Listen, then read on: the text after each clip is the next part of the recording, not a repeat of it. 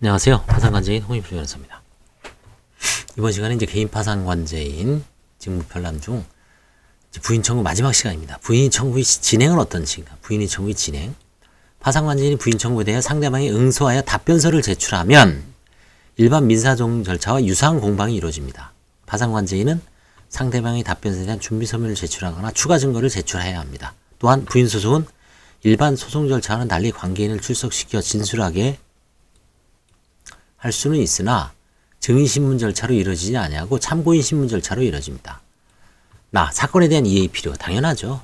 모든 사건은 부인 청구의 당사자는 파산관제인과 상대방이므로 신문기일에 반드시 채무자의 출석이 요구되는 건 아니어서 채무자에게는 기일이 통지되지 않습니다. 따라서 파산관제인은 사건 기록, 기존에 제출한 청구서 등 서명과 입증서류에 대한 충분한 이해를 통해 법정에서 구술 변론을 할 수 있을 정도로 준비해야 하고, 필요한 경우 채무자의 출석을 요청하여 법원의 질문 등에 답변할 수 있도록 하는 것도 기일의 공전을 막을 수 있는 방법입니다.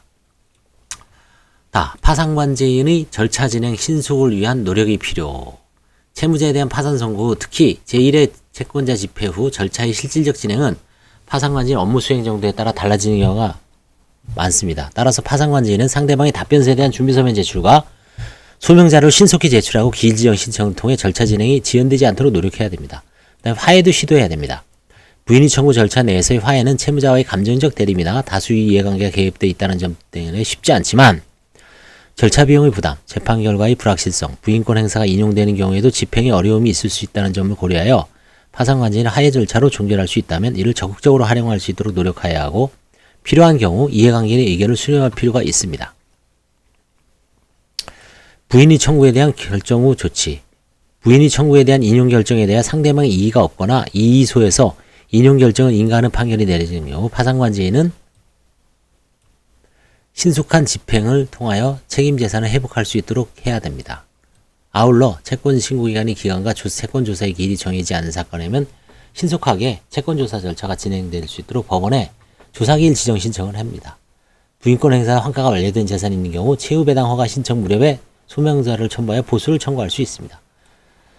그 다음에 부인권 행사와 면책 불허가 사유와의 관계는 한번 보겠습니다.